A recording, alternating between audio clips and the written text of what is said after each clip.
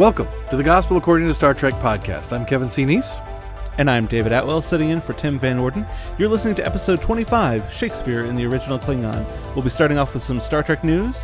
And then we'll get into our audience question right after our main topic, Shakespeare in the Original Klingon. We'll be talking about General Chang and the fear of reconciliation. Stay with us.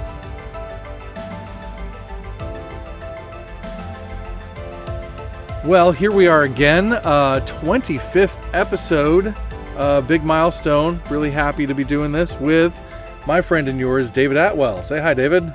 Hi, how you doing? David Atwell is our guest host today. David is the managing editor of Real World Theology and also the founder, the architect, the maintainer, the high Pumbaa of Trek Timber. which we have been drawing on for our episode topics lately. So thanks for that, David. We appreciate it. Hey, it's great to hear about it. It's great to hear people talking about sort of like a director's cut of their episodes. It's pretty exciting. Oh yeah. From last week, that was fun. That was a lot of fun. So, well, I'm glad to have you here, and I hear through the grapevine that you might have a piece of Star Trek news for us. Yeah. So it was really cool to sort of see this pop up actually right about the same time that you asked me if I wanted to guest host with you. I saw a news story that Lower Decks and Picard, Star Trek Lower Decks and Star Trek Picard have both been nominated for NAACP Image Awards. Nice. Yeah, it's pretty exciting. There's two for Lower Decks, which are the series as a whole, and Don Lewis as Captain Freeman, which nice. I feel like might be a little bit of a snub of Tawny Newsome as Ensign Mariner. You Not know, sure about that. Yeah, I'd say so. Mm-hmm. And then Picard is getting one for director Hanley Culpepper, who directed a few episodes of that show. I believe the pilot of that one, and then maybe one or two of the other ones. So she's also done some Star Trek Discovery work, but she's being nominated in particular for her role on Picard. So yeah. It's really exciting for both of those series, I'm sure. If they win, they will join some previous Trek Image Awards, like the original series, which won as an entire series. I think that was maybe one of the first Image Awards was given to the original series. I don't have that right here, but also Nichelle Nichols as an actress was awarded this award, as well as Avery Brooks for Ben Sisko in Deep Space Nine, and Alfre Woodard, who won for her role as Lily in Star Trek First Contact. Oh, fantastic. I have to agree with you. I think it is maybe a little bit of a Mariner snub because, and I get it because it's like, oh, it's a black female captain. Yes, I get it. It's for the captain, but gosh, Mariner's a heck of a character. Oh, man, she is. Really complexly drawn for a comedy show. Absolutely. So I really like that about her. And then, you mentioned Hanley Culpepper. I think, now she's nominated specifically for Picard. Uh-huh. I believe when she took the reins on Picard directing, I think she directed at least she might have directed the whole season. I can't recall. I don't think she did the whole season, but definitely the first couple of episodes. I'm almost positive it was the pilot. Yeah. And then maybe the next one after that. Yeah. But I know for sure that Jonathan Frakes directed a couple of episodes. Oh, yeah, that's right. So, he directed Nepenthe, I think. I believe you're right. But yeah, so but when she did that, I believe she was the first black female director in Star Trek history. Oh, really? I mean, that makes sense. Obviously, that wouldn't have happened in the 60s. Right. And there, in the 90s, there weren't a whole lot of black female directors either. So there weren't a lot of women around in Star Trek, right. behind the scenes. But I mean, of course, Gates got the one episode that she directed. Mm-hmm. But other than that, gosh, it was pretty dry there for a while. And her episodes of Picard were just gorgeous. Oh, They're beautifully shot and kinetic and thoughtful and all of the stuff that you want in a director.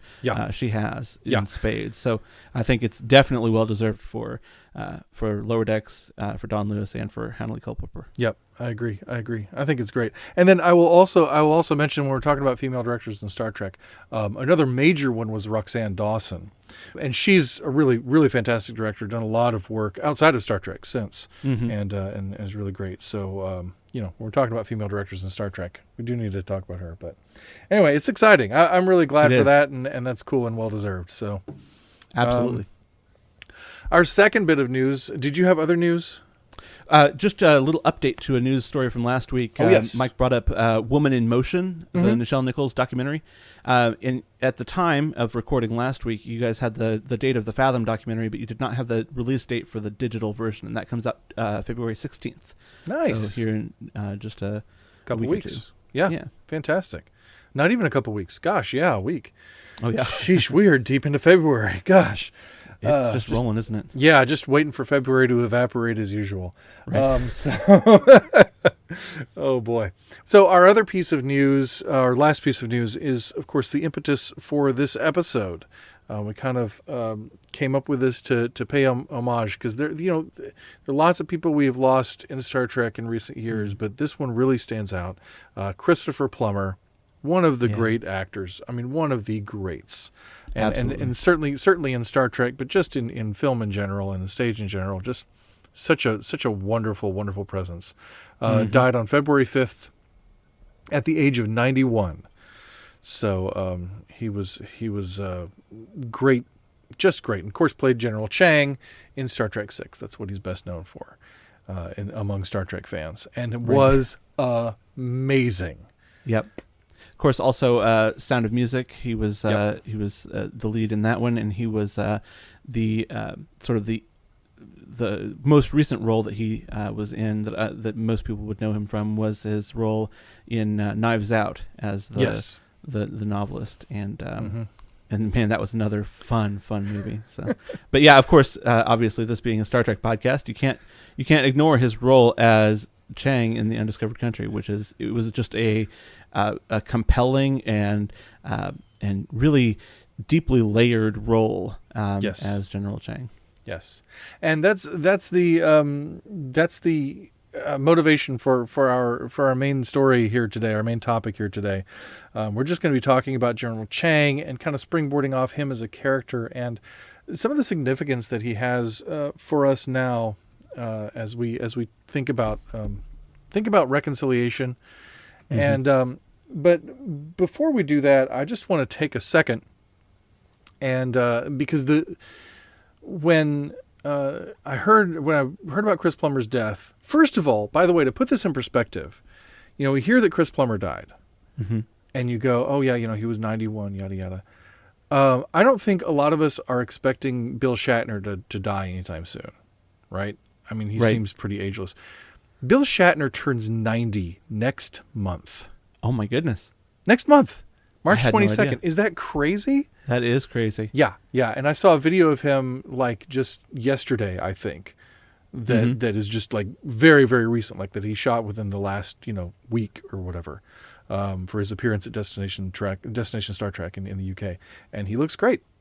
I mean, obviously he's... Well, and Christopher Plummer, he just, 2 years ago when he was shooting Knives Out, full of, as Harlan Thrombey, full of, energy and emotion and totally in control of his faculties. Yes. And, I mean, gosh, these people are almost ageless, it seems like. Yes. But I was intrigued to find out that actually Christopher Plummer and William Shatner were friends, and going all the way back to like stage days where Shatner was old Royal Shakespeare understudy buddies for a role. Yeah, which is fascinating. I saw an interview, a clip of an interview from the Captains, I believe, Shatner's documentary, where he was, talking through that sort of thing, and then sort of also followed that down a rabbit trail to find out about how he was actually called up as understudy for one of the nights when Plummer wasn't able to perform, and how Christopher Plummer was frustrated or pretended to be frustrated at how Shatner just took the role and made it his own. He didn't do the stuff that Plummer had already sort of established for the role. He did his own take on the whole thing, and I thought that was really interesting because he didn't. The way that it was said, and of course this was 30 years later or whatever that he was relating this story, he didn't seem upset about it. He seemed like he was pretending to be upset, and he did seem to have a great deal of respect for Shatner, and so I think that just highlights how much of an actor's actor he was. He seemed like he really wanted to give and collaborate to make a scene that was the best among everybody in the room. He didn't have to be the center of attention. He wanted to make the best scene, the best show. And that's just sort of the vibe that I got from him. And it really shows even though he is the center of so many of those scenes in the Undiscovered Country, it really shows how much of an actor's actor, I guess is the best way to say it, he is in those scenes. Yeah. And that's the great thing about him, and also David Warner, who we've also lost in that film, is they approach this as it must be approached, as a real role, as a deep and rich role. And of course, Star Trek stands and falls on the writing. It has to be well written, and most of the time it is. Right. We have our moments, but most of the time it is well written. And to have somebody show up, with a rubber head and and still treat this character as a person and really play a real role in it, and a real living, breathing person. It's and with so much dynamism too, particularly thinking of Chris. So much dynamism in that role, and so compelling. And he was the first bald Klingon. Yep. That was sort of an insistence that he made, because he didn't want the whole prosthetic. And I mean, Nick Meyer, sort of famously the writer and director of Star Trek 2 and 4. I mean, he's the architect of all of the really sort of well-regarded original series films. And he said that he wrote the role of Chang for Christopher Plummer, right? And that nobody else could play it. And I agree with him. that is a role that nobody else could really do. Even though in the penultimate episode of Lower Decks, Kurtwood Smith did his darndest. That's right. That in the same role in the courtroom, and he did a great job, because I mean, Kurtwood Smith, he's also in Undiscovered Country, but gosh, there's just nothing like that dynamism and that moment where he's saying these things that could be ridiculous in the voices of, or in the mouths of other people, but because it's Christopher Plummer, and because he says it with such conviction, he says to be or not to be in that sort of paused moment as the torpedoes coming toward him, and you buy it, you believe it, you don't think that it's ridiculous. You're like, oh yeah, that's totally what he would say. This Klingon who quotes Shakespeare, I totally buy it. There's no part of me that thinks, oh, this is all just contrived. Like, how would a Klingon ever get into Shakespeare? No, you buy it. You totally get it. Well, and this is the thing, and this is sort of the jumping off, well, not the jumping off point, but an element of this episode. Because we chose this title, Shakespeare in the Original Klingon. When you and I were texting back and forth, I don't know, I assumed this, but I felt like you had remembered that line, "You've never experienced Shakespeare until you've heard him in the original Klingon." That you had remembered that as Chang's line. Was that correct? Yes, that's correct. And I think a lot of people do, because I've seen memes online, about Shakespeare in the original Klingon, and it's a picture of Chang. And I was like, no, that was Gorkon's line. Right, like that should have been Chang's line.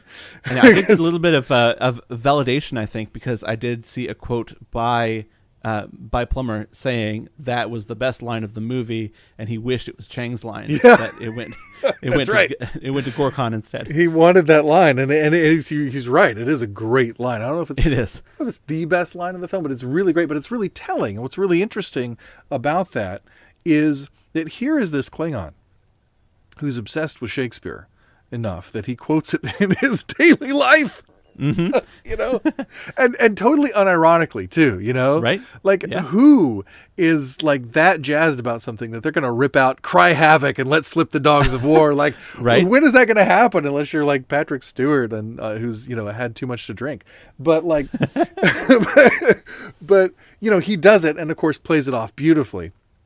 Because Chang is just that kind of character who is, I mean, you could call him over the top, and yet there's a conviction in Plummer's performance that sells that as not over the top.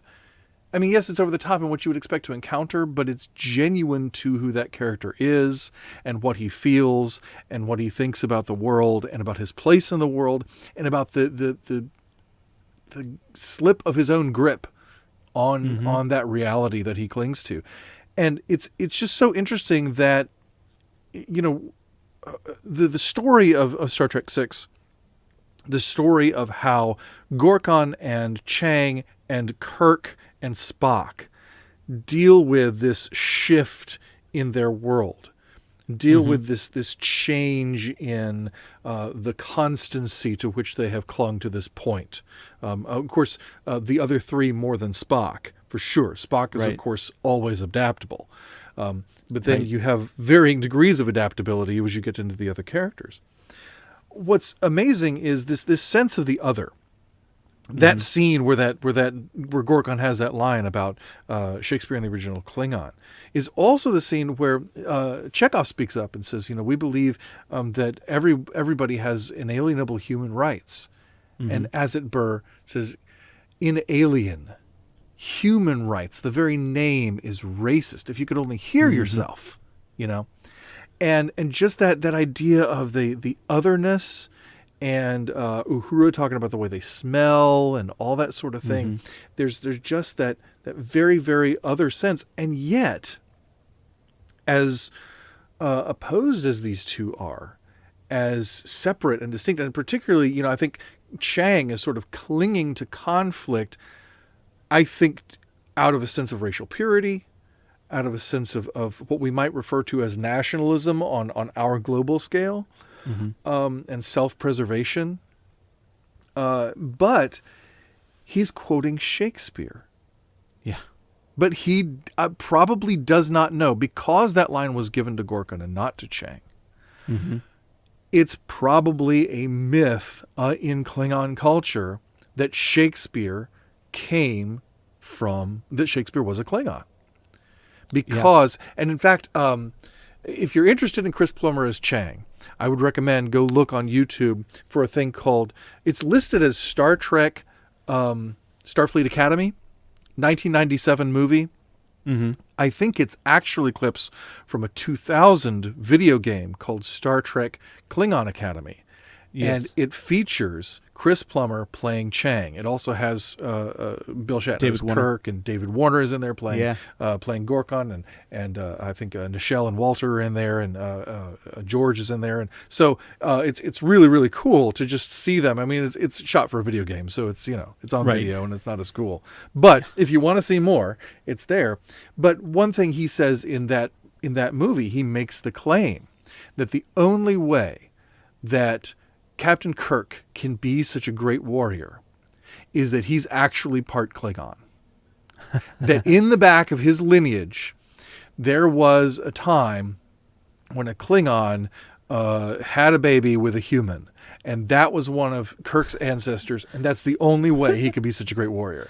Okay, so this is not canon, but I think it's a great insight, right? Wow. So in the same way, and I've puzzled with friends over, and you know who you are, those of you listening.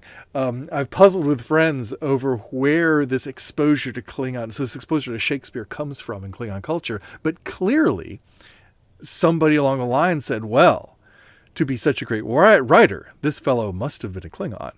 And that has been passed on generations after generations, so that even Gorkon believes it.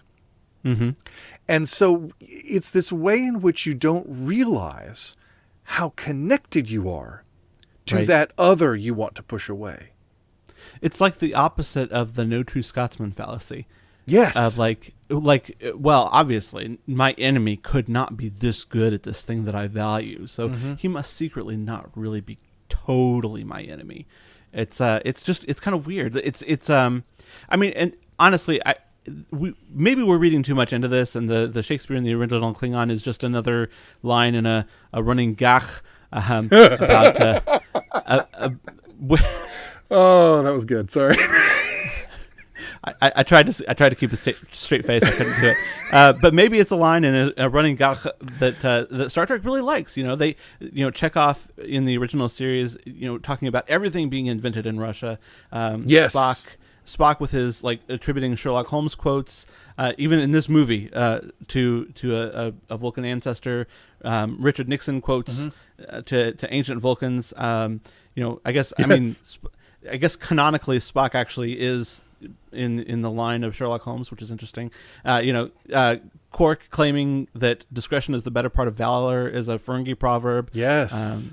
Khan saying "revenge is a dish best served cold" is a Klingon saying. Like the Star Trek likes this joke, and they tell it all the time. But I also think that there is something to this idea that Shakespeare has some very Klingon themes to it. It was populist entertainment for the time. That it was not this highbrow experience that people would do at the time. So it really does have a whole lot of violence and heavy emotion and just really strong emotion and really very loud personalities, which all fits perfectly well with the Klingon ethos, and I think that does really tie in very well, way better than a lot of these other points in this running joke, to what Klingon society values. And if you look at the quotes in particular that Chang mentions, there's a lot of there's some Hamlet, there's a lot of Julius Caesar in what he quotes,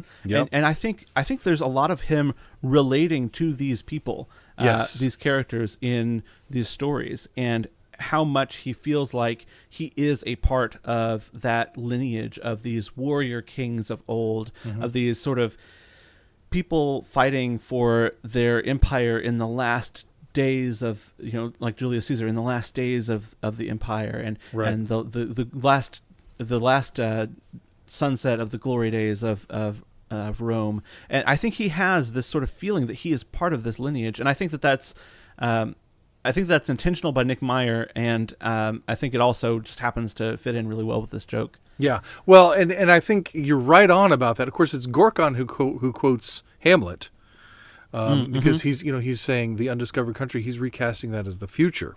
But to be or not to be is also Chang. You're right, is Chang. I think it would have been appropriate, but perhaps a little too on the nose if Chang had quoted Lear. Which of course I think Khan does, and of course Khan does actually quote Ahab, sort of in a twisted way. Of course, he knows the source material because he has it on his shelf in the Botany Bay. I'll chase him round the moons of Nibia and all that. So that is kind of a thing actually that Nick Meyer likes to draw from, particularly as well. But it is fascinating to me that, culture is such a conversation. And I think even of racism in America where, people were, they're white people who are so racist against black people, but, they were having affairs with their slaves. And, there are, there's people who don't realize, that they have this race or that race or the other in their lineage, right? And yet they're so racist against, the people who are part of their own heritage, for better or for worse. And the things that we borrow from one another, and the things that we share with one another, and of course the things we have in common. I think it's really interesting, you talking about Chang identifying so strongly with these characters, who are human characters. Yep. And in its own way, doesn't that sort of speak to something about a universal experience? That certainly in Star Trek terms, we're talking about different species having on different planets. But also, there are universal experiences that we have as humans and that we share as humans. And I think those experiences and acknowledging those experiences, and respecting those things that where we may be different, right? But we still have to treat each other, should treat each other the way we would want to be treated in those regards. That can be very scary. Yeah. Because it's so much easier to view someone else as other. It's so much easier to make of someone a villain if you can make them less than human.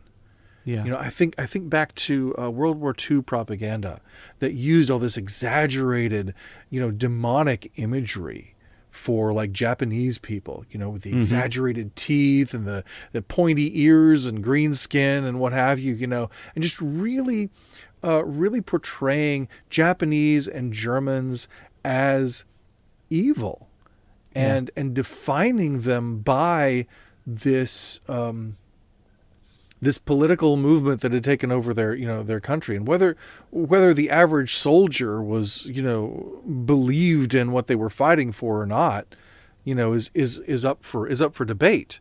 Right. There's the whole Silent Night story with World War One, when on Christmas they had a brief ceasefire. And everybody started singing Silent Night together and came out of the trenches and saw each other as humans for that moment. And then a little later resumed fighting.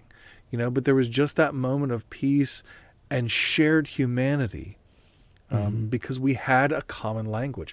How much different would the relationship between Chang and, say, Kirk have been? Well, I guess Kirk might not be much of a Shakespeare scholar. What if it was Jean-Luc, right? Yeah, there you go. And what if they had started trading Shakespeare quotes the way Jean-Luc did with Q, except maybe not in such combative terms, but right. to speak the same language, as it were. Wouldn't that be fascinating? And even just giving it to Chang and just saying, yeah, sure, the Klingon Shakespeare. Yep. I wonder how that would have been. And where can we find that in our world and in our lives? Where can we find that common language and that ability to connect with people about something other than what divides us?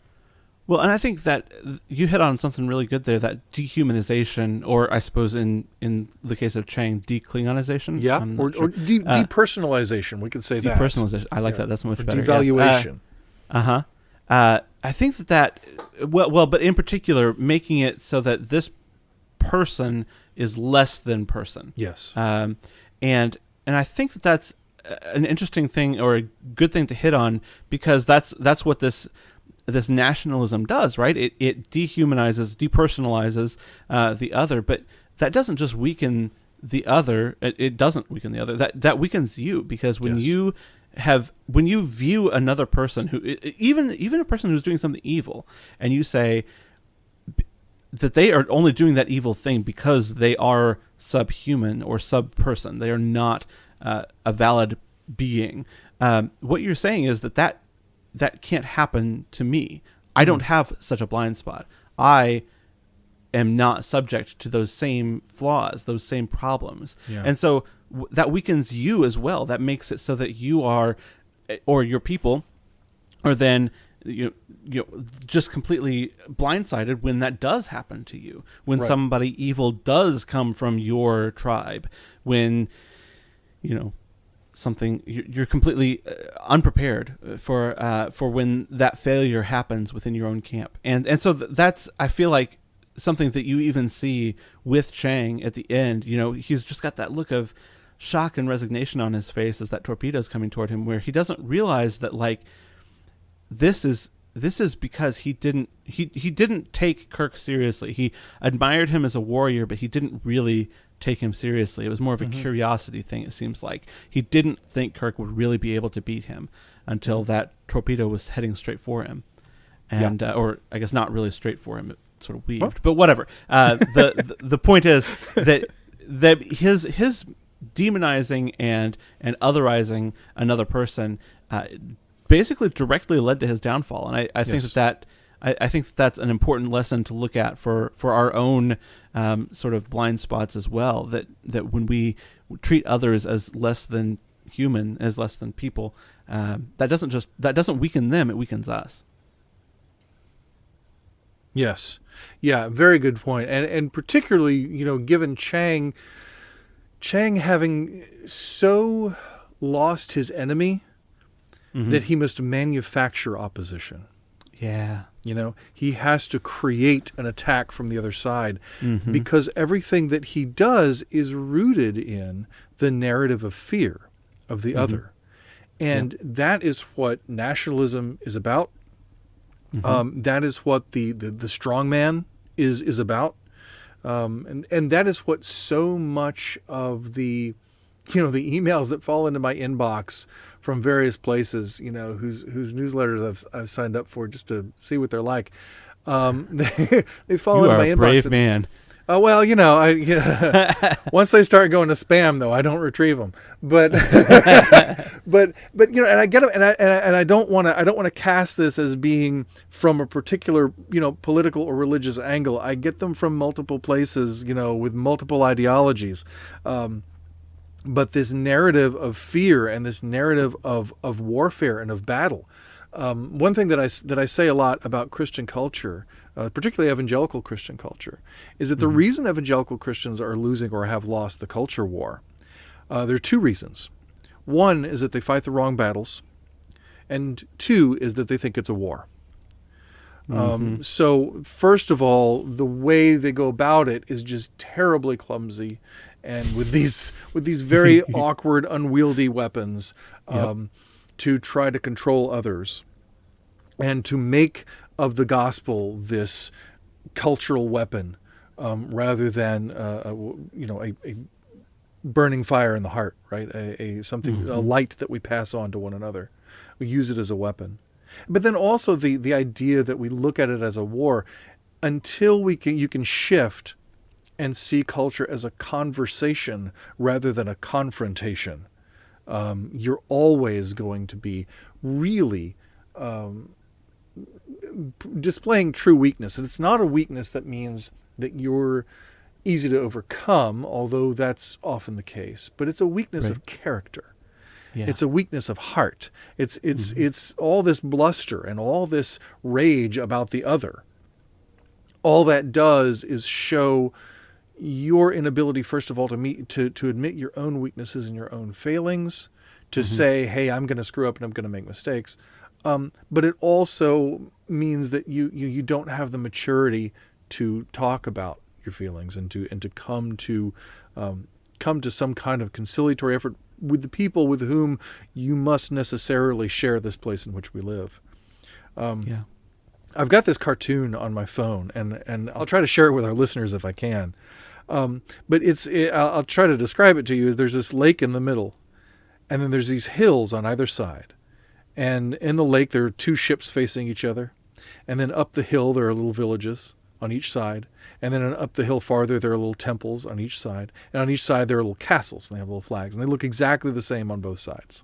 They're different colors. The masts and the flags are two different colors. The left side is labeled Our Blessed Homeland. The right side is labeled Their Barbarous Wastes.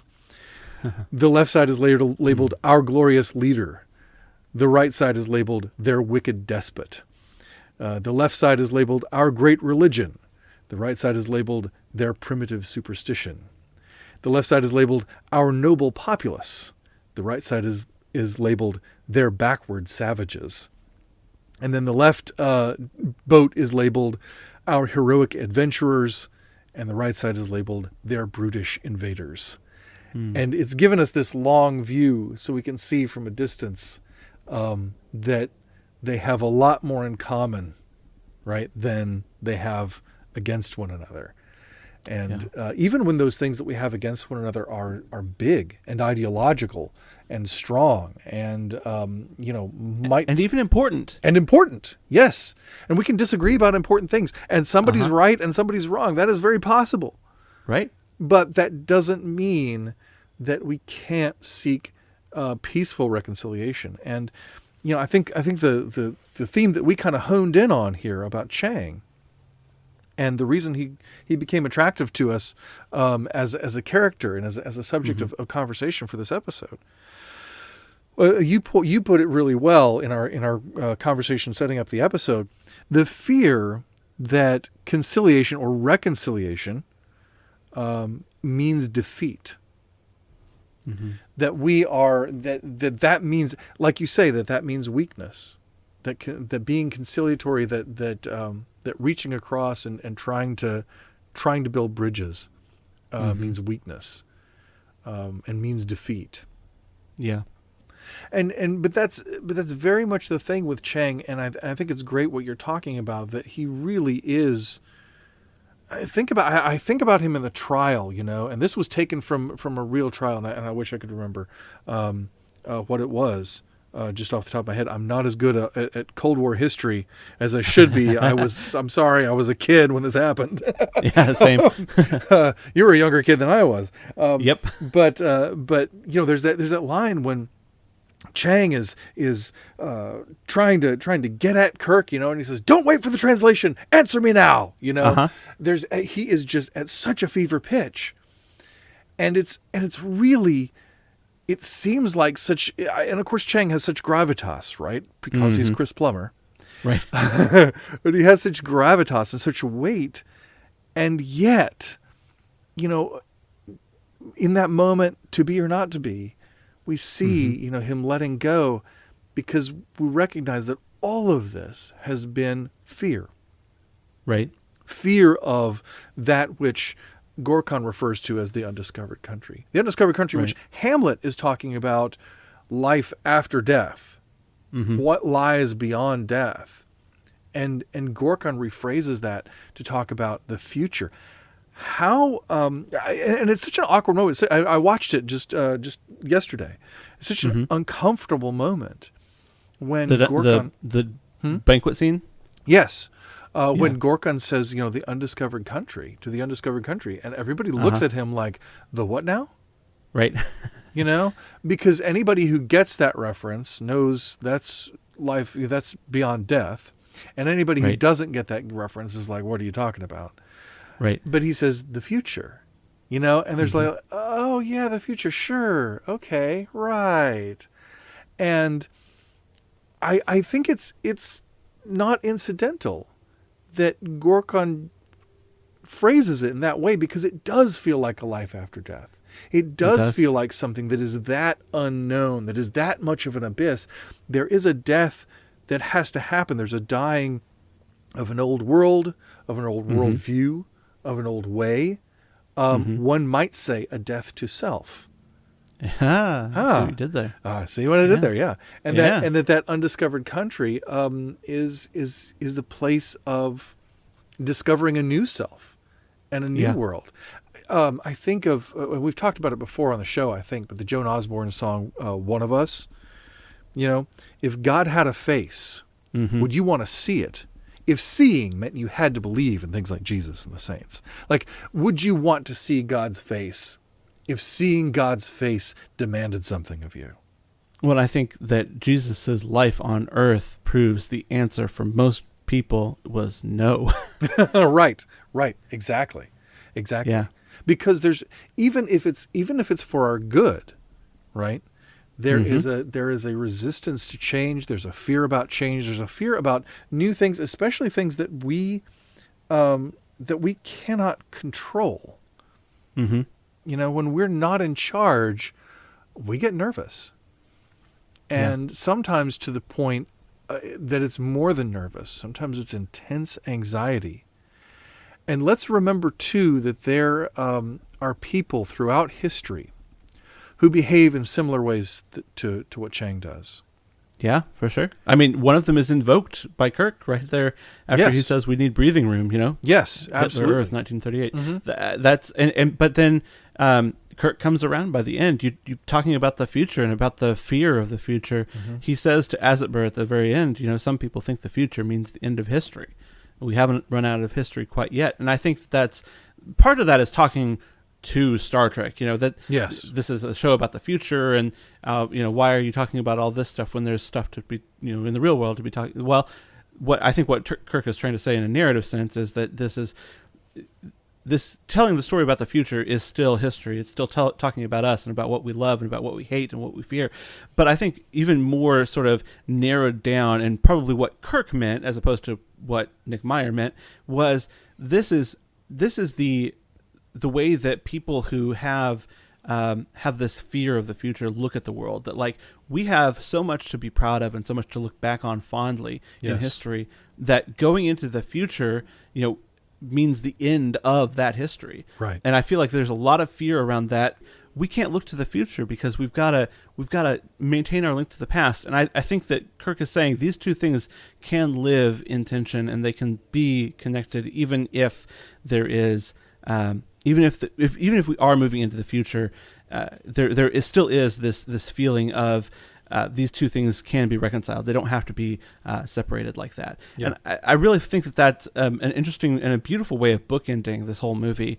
Nick Meyer putting that little through line of what the future is and what it means for history. Yes, and it's a good motivation, right? The desire sure. to be rooted in our past is a good thing. Mm-hmm. To know where we come from is a good thing. The thing that can be hard for some people to accept is that there are certain parts of where we come from that we have to move beyond. Even if they're benign in intention, because they're insidious at their source. Yeah. And what really is damaging and happens a lot in our history is that we don't truly understand our history, often because we've been given disinformation, just like Gorkon and Chang believe that Shakespeare was Klingon. Right? We believe that, certain things weren't done for this reason, they were done for that reason. Or this just person like had that motivation.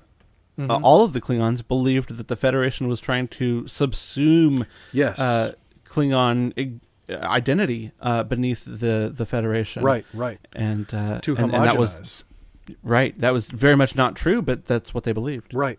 And so it's that same kind of thing where we can adopt ways of speaking, ways of acting, symbols, things that matter to us that we think of as rooting us to history, right? But we don't know what we don't know about the history we claim to hang on to. And that kind of recontextualization can be extraordinarily difficult. And I think, like I was talking about earlier, that there are people like Chang, we've seen them throughout history, we continue to see them in our present day, in all sorts of walks of life. And sometimes in ways that masquerade as not being that kind of person, but that are, because we always want to convince ourselves that we're not doing the thing, that we are doing. Right. But it's as we talk about having compassion for the other, and I think one misstep that we probably make in our culture is not having compassion for people who are going through that intense cognitive dissonance. Even when they do something wrong, and this is something we're really bad at, and I think our whole system of justice and everything is difficult, to work through. But on a human level, in ourselves, I think whenever we can look at something that somebody does, no matter how horrible it might be, or repugnant it might be to us, we might ask ourselves what that person must be feeling, what that person must be going through, what this must mean to that person. That, people who play villains, and I think Chris Plummer would have agreed with this about Chang, that you don't play them as evil. You play them as convicted. Right. You play them as somebody who believes they're doing the right thing in some weird, twisted way. I think we saw this with Janet Kidder with Osira in season 3 of Discovery. And that is part of what makes them winsome. That's what gets them followers. That's why people follow Hitler. It wasn't because it wasn't because he was just loud and obnoxious. It was because he was saying things that stirred their emotions, and that spoke to where they were. And so they believed in him because of the narrative that he gave them. And that's what all strongman leaders do. That's what all nationalistic leaders do. That's what all of this kind of narrative is about. And no matter whether it's a political leader or a religious leader or any other kind of person, or even just an everyday person who has influence over their small circle, people will go to extremes, and people will do things they shouldn't do. They will hurt others. They will other people. They will push other people away. They will act in fear. And we need to stand against that. We need to speak against that. But we also need to have compassion on people who are caught up in that. And understand that they too are human beings. It's really easy to take somebody who may engage in an extreme action or have an extreme view and other them and dehumanize them. But they too are humans. And that's the thing. When it comes to that fear of reconciliation, we can look at somebody like Chang and critique him, and pick at that speck in his eye, which is maybe why he wears the patch.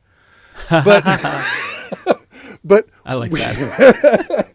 but we might indeed have a log in our own. We might indeed have the same thing. And it's a log not because we're worse than them, but because it's more in our way than their thing is in ours. Does that make sense? Yeah. The speck in his eye is not in my way as much as the thing in my eye is in my way, is impeding my vision. So it may as well be a log. It may well be a plank. And I've got to deal with myself too. And even deal with myself first as best I can. Nobody's perfect. But it's real easy to look at somebody else and say, hey, you need to quit othering people. But we also need to quit othering ourselves. We need to quit othering those people who other people. So it's, it's every time you point a finger out, there's three fingers pointing back at you. That's the old saying. But, it's a truism, but, the true part holds. And so, and I think that is honestly the humility that Christ calls us to. I think that's the humility that Christ shows. And that, that level playing field, Paul really sets that up too in a lot of his writings, that everyone, right, is on equal footing under Christ. And because of Christ, we're all the same, right? We're all, no one is above or below another. Even if we live within authority structures, we have to do so with humility and grace and forgiveness and kindness and love toward one another, because we're all on the same journey and we're all under the same Lord. And that kind of thing is hard to embrace. And Kirk has to go through that. Kirk is a great example of taking that step, out of the fear, whereas Chang never lets go of the fear, and it's great that his inspiration is a Klingon, like Gorkon. So it's just, when we can see somebody, it's so powerful, I think, for Kirk to see Gorkon reaching across like that to him in that conciliatory fashion, and that helps him to do the same later on. So whenever we're in that situation, I think it's incumbent upon us to be the one who reaches out. Yeah, I think so too. And I think that I'm very intrigued by the parallels between Chang and Kirk, because I really do think that they are two sides of a very similar coin at the very beginning of the film.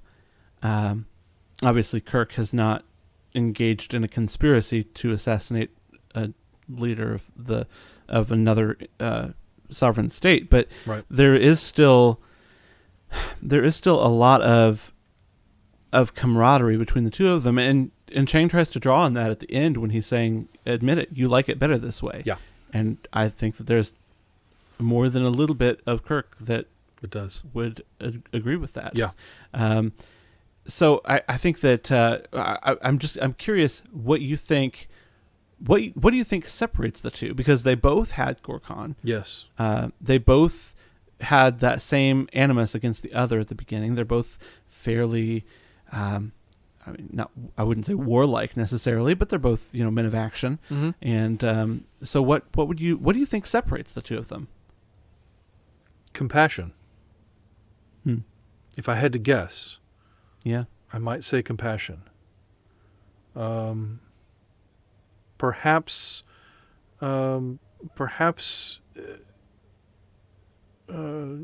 Kirk needing to honor his son, the loss of his son, recognizing that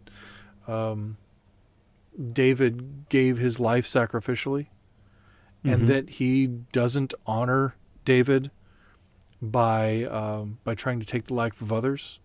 To see that sacrificial death that Gorkon makes might echo that for him. To see Azitbur grieving the loss of her father. I think those things, and of course his experience in Starfleet, and his experience in the Federation, and the ideals that are talked about and that he himself has preached over the years, and recognizing ways in which he falls short, and talking to Spock, in the prison, about if asking, what Spock says to him actually is what it is. Is it possible that we too, you and I, have outlived our usefulness? Yeah. You know? and that sense, I think, to Kirk of not being useful anymore, not having something to do. Think of him back in Star Trek II when he's flying a desk and hating it. Right. You know? He's got to see where the adventure is, you know? Yeah. In Hook, you know, when Hook tells Peter Banning, you know, death is the only adventure you have left. And at the end of the film, he says, no, to live will be an awfully big adventure. To let go of these things that I've let control my life and rather live my life instead, which is a huge step out of a place of fear into a place of hopefulness. Well, I think supporting that reading is the last lines of the film where Kirk says, "Second star to the right, straight on the morning." Exactly. Oh wow, yeah, check that out. I didn't even know that. Yeah, we're making a Peter Pan reference. Yeah, that's perfect. Yeah. But, so I wonder myself if the difference between Kirk and Chang, and this is just sort of spitballing here, I wonder if it's the truth. Okay, tell me about it. So, as we know from Picard's famous speech in the First Duty, first duty of every Starfleet officer is to the truth. Yep, to the personal truth, and historical truth, and philosophical truth. Yep. And if that is so ingrained into the nature of the Federation of Starfleet, certainly it existed 100 years before Picard. Yeah. So I think Kirk has to have had that, and you see a lot of his sort of quest for the truth throughout the original series and throughout the original series films. You don't not see him being compassionate, but I wouldn't say that I think it is a defining characteristic of Captain James T. Kirk, like the truth, where, you know, he's breaking the prime directive because somebody's lying, or he's, you know, destroying a computer because it's pretending to be a god, and he has a duty to the truth. Yeah. And in this comes back to bite him in the Undiscovered Country when the truth is they did not fire on Kronos 1. And he has a duty to that truth, and so he is going to fight for that truth regardless of his own personal prejudices and his own individual hatreds. He's going to fight for that truth because he has a duty to it, his own, you know, the scientific and personal truth of the fact that he did not shoot. And so you see Spock really carries that on, and you see him, you see Kirk defending that truth in court, and all of that sort of goes together. All the while, Chang is lying, and you don't know until the end when it's revealed that he has actually masterminded this whole thing. But you sort of get the idea that there's a disconnect in the truth here. I think what separates Chang and Kirk is that Kirk is not willing to sacrifice this principle of the truth, like Chang is willing to sacrifice the truth. And the interesting thing about that, though, is that it's a truth. There are truths in the film that are difficult for Kirk to accept. Yeah. But he has cultivated, we have seen this, the ability to accept hard truths and to admit when he's wrong. I'm thinking particularly of the end of the previous film, Star Trek V, when Spock and Kirk and McCoy are having their musing by the window. Right. And, you know, McCoy said, you know, we were speculating, is God really out there? And Kirk says, well, maybe he's not out there, Bones. Maybe he's in here, the human heart. And Spock says, I was thinking of Sybok. I have lost a brother. And Kirk says, I lost a brother once. I was lucky I got him back, referring to Spock. Right. And then Bones says, I thought you said men like us didn't have families. And he just looks at McCoy and says, I was wrong. Yeah. And to see this character who we know of as so brash and so self-assured and so always confident, right? In his older years, not too much older, you know, but still older years, not senior, but older, more mature years, being able to say, I was wrong. That, I think, is a great step for him. Not probably the first time he's had to make it, but it's one that's... Well, no, because he had it smacked in his face in Wrath of Khan. Yes, absolutely. Absolutely. Yeah. And so that is something obviously that he's learning over time, and I think cultivating that too, the ability to know that on the other side of that admission that you're wrong is not defeat, Right. is not loss or weakness, but that actually it brings you into a stronger place. It brings you into a place of growth that you can, as Data says, learn and change and grow and try to become more than what you are. That is the project of being human, and it is going to make you better if you just go through it. Learning that experientially is something that Chang has never had. Chang has been able to, as you say, sell lies as truth as he needs to, because his whole purpose is power and the hanging on to it. And you know, we see that time and time again in our world, and time again throughout history. People who are driven purely by power, they can gain strength for a while, and they can sacrifice truth for a while, and they can sell lies for a while, but eventually somebody's going to be able to say that, you know, that snake oil is just whiskey and the emperor is without clothes, and they're going to fall down because, you know, pride goes before destruction and a haughty spirit before a fall, as the scriptures tell us. So there you have it. Absolutely. Yeah. I think we nailed that. I think so too. That's good. Interestingly, you know who came up with the Klingon for Chang's for to be or not to be, right? I think Mark Okrand did, because I think he was on set, wasn't he? And he had to do it, but there was no verb for be, right? To be in Klingon, so you had to make it up on the spot. The reason that originally it wasn't in the script at all, right? And then Mark Okrand came up with basically what would translate to live or not to live, right? But the reason that they changed it was Christopher Plummer didn't like it, right? So we can credit Christopher Plummer directly. He didn't like the pronunciation, so with the syllable ta. Yeah, tak pa, tak be. Yeah, that's great. All right, so audience question. I think you have one. I think it has magically appeared to you.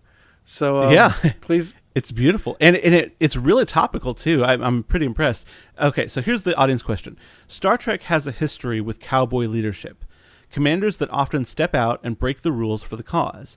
Usually these stories end in happy endings, justifying the captain's actions as right. Do you think this storytelling promotes this kind of cowboy/rogue behavior? And how does this square with human morality and our obligations to each other and to God? See, that's really interesting. Because I think it was the phrase. The phrase cowboy diplomacy appeared in Unification Parts 1 and 2.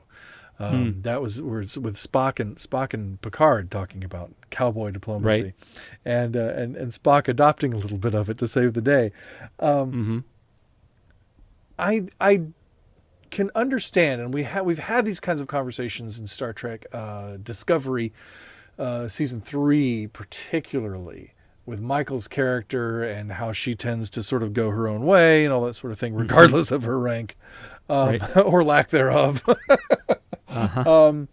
And yeah, I can see that. And I think there is a place where, like we talked about with Kirk can be seen as such an overconfident, prideful character who, I thought it was interesting that you talked about him blowing up the supercomputers because of his duty to the truth.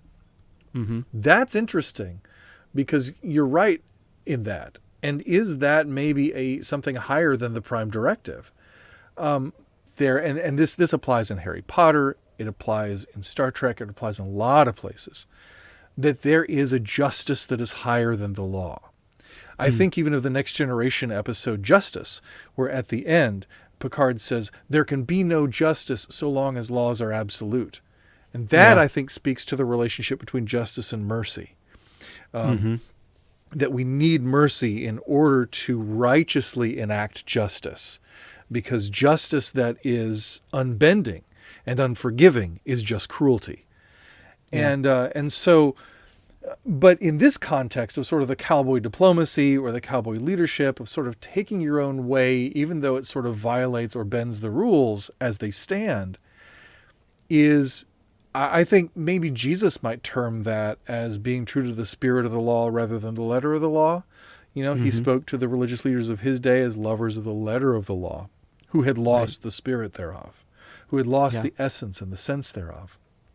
And I think good moral character and a sense of, like you say, a duty to the truth, or a justice that is more than merely following the law, but that seeks true restoration, that seeks true wholeness, that really is oriented toward the shalom, if you will, is going to recognize that there are times when leadership is corrupt, when laws are unjust, or when exactly sticking to the rules is going to be the actually ethically wrong thing to do.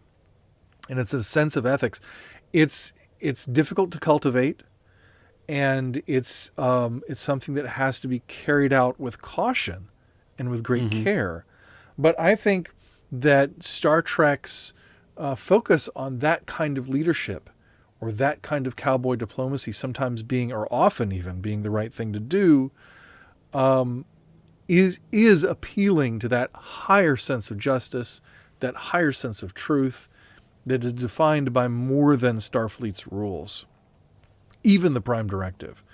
And that's why, so many people criticize Star Trek because, they just sort of, they have a Prime Directive when they need it, and then other times they just don't. Which is not untrue. Not untrue. And at times I think they do just sort of flagrantly violate it because they just did and nobody noticed when they were writing the episode or something. So there's that. But there are other times, and I think Picard might be the best example of this, maybe even Sisko, of intentionally violating the Prime Directive because it's the right thing to do. In fact, I can't remember the episode, but remember Picard saying that, I did that because I believed it was the right thing to do. I violated the Prime Directive because I believe it was the right thing to do, because there was a sense of justice, there was a sense of truth that was higher than even the Prime Directive. And I think that's really important. I think that's an important ethical statement that Star Trek makes. Sometimes there are missteps in making that, and I don't think any of us should be overconfident in our own sense of right and wrong to be able to just sort of flagrantly violate whatever standards are given to us. Yeah. But I think that a thoughtful perspective, this is something that I think the postmodern shift really helps give us in this era, is sort of the permission to question those things that we might otherwise unquestionably trust in, and thereby be led astray, so that we can dial in on something that is truly good, truly good, truly true, and truly beautiful, because all goodness is God's goodness, all truth is God's truth, and all beauty is God's beauty. So if we can align it with the person and the character and the nature of God as revealed through Christ, as revealed through Scripture, if we can, test and approve what God's will is, if we can line it up with a sense of justice that is higher than the law, then sometimes a bit of cowboy diplomacy, cowboy leadership. That's what Jesus was doing in the temple, right? Yeah. It was illegal to turn over the tables in the temple, yes, but it was the right thing to do. Right. Because he was talking about God's law. Now we have to be really careful about that. Yep. Really careful. Because he is perfect, and he has a perfect understanding of the law, and we don't. Right. And and again, there are there are acts that people commit that are more wrong than what they are fighting for or what they think they're fighting for. Yes. And especially, I don't think you ever cross that line into violence. I don't think you ever cross that line, because unless you are defending the innocent from harm, from imminent danger, I don't think you cross that line, because that's when, as Janeway said in Voyager, if we lose our principles, we lose our humanity. Right. So we have to make sure that whatever we're doing is preserving humanity, is preserving the soul, and is preserving the good, the true, and the beautiful, and defending it, and not violating it in any way. So it's good to have those standards. It's good to have rules. It's good to have laws, and it's good to keep to them. Yes. But yeah, I think Star Trek is right that there, and when there is a justice higher than the law, and particularly in a legal system like the one in which we live, then we can use our power as citizens to change the law, to effect change, even up to our Constitution if we push hard enough, to make our laws more just and to live up to the ideals that we espouse. So Yeah, that's what we should all do. And Star Trek speaks to that idea of the unjust law as well when we talk about bad admirals or badmirals as some badmirals call it. And there's a lot of that going on in the Next Generation era, and maybe a little bit less so in the movies, but I guess in the one we talked about today, Admiral Cartwright is that's part right. of the, we got some really bad admirals in Star Trek Right. 6 for sure. Yeah, that's right. So I mean, it is something that is dealt with in Star Trek, and that's tying it back to Jesus again. That is what he was angry at the Pharisees for, is creating bad laws that hurt people and allowing bad things to happen that hurt people, that hurt his people, and made their worship of God less pure and less true because they were creating laws on top of laws. And and Star Trek does not have good things to say about that either. Right. So and I mean, and it can be hard sometimes to recognize who those people are and what they're really doing because it can tug at our loyalty. I'm thinking of the Badmirals in Star Trek 6. It's Rene Auberjonois and Brock Peters. I mean, we love those guys. That's Odo and Ben Sisko's daddy. I mean, come on. Right. Yeah. Exactly. Yep. So, in Star Trek 4, Brock Peters was pretty heroic. So, and you hear it sort of in Chekhov's voice as the Spock is doing the mind meld with Valeris, and she says they say Admiral Cartwright, and he says, "From Starfleet?" Yes, like that just doesn't compute for him. He doesn't understand. Yep. But it's the same sort of thing. We're talking about, like, cowboy leadership, cowboy diplomacy is knowing that there's a greater truth and a greater reality and a greater morality at stake here. But I think the big thing that drives down or should drive down in our hearts is the absolute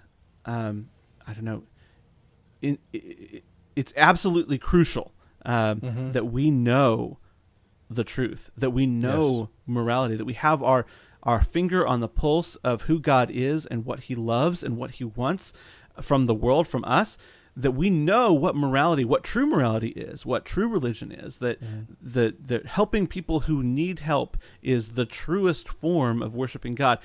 It is absolutely crucial that we know that. It's imperative that we know that well, so that when bad morals come up, that when bad laws happen, that when the opportunity for us to step out into cowboy leadership happens, we are able to take that opportunity and, like you're saying, not go the other direction, not go too far the other direction, and not step into unnecessary violence, and not hurt people that we're trying to help.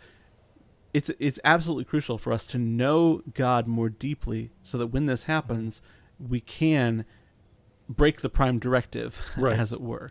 Because the only true prime directive is the law of God, which is the law of love. And you look at the Badmirals in Star Trek 6 or in other places in Star Trek, they have gone rogue in a sense, but they've done so in a way that violates and undermines the core duties to which they're called. They have come to value something that is adjacent to their duties, that is a part of their sort of cultural worldview, more than the core thing to which they are called. And we see that time and time again in Christian culture and in humanity in general. And so we have to always be guided by those things which really are core, and not make lesser doctrines into core doctrines. Right. But really ask ourselves what the core creed and what the core beliefs and what the core, not just beliefs, but the core actions, the core ideals really are. And really holding true to that law of love. That's the most important thing that we can do. So there you go. Yeah. Great question. Thank you, listener. We appreciate it. Yes, thank you. That's fantastic. We're flying by the seat of our pants a little bit here because we've been sort of coasting into this. I promise in the future we will have more planned a week in advance than we have. But so I can't tell you what's coming up next week, but we're gonna have a good show for you. David's going to be back with us, guest hosting again. I know that much. Can't get rid of me. Can't get rid of you. At least next week.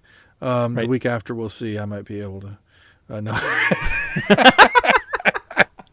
But next week we will cover good stuff, and it will be fantastic. And I hope you will join us. And in the meantime, please like, share, comment, rate, and subscribe.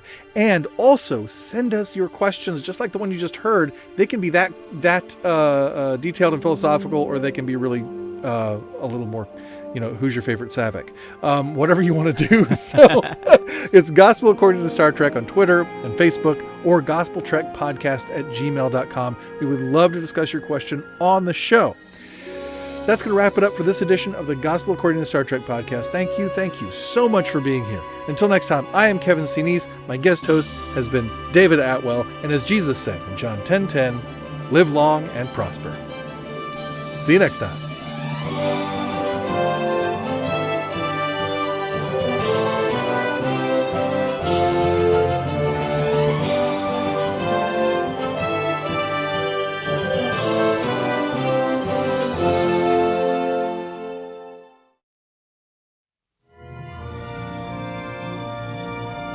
For 1/4 of a century, they have thrilled us with their adventures, amazed us with their discoveries, and inspired us with their courage. Their ship has journeyed beyond imagination. Her name has become legend. Her crew, the finest ever assembled. We have traveled beside them from one corner of the galaxy to the other. They have been our guides, our protectors, and our friends. Now you are invited to join them for one last adventure. For at the end of history lies the undiscovered country.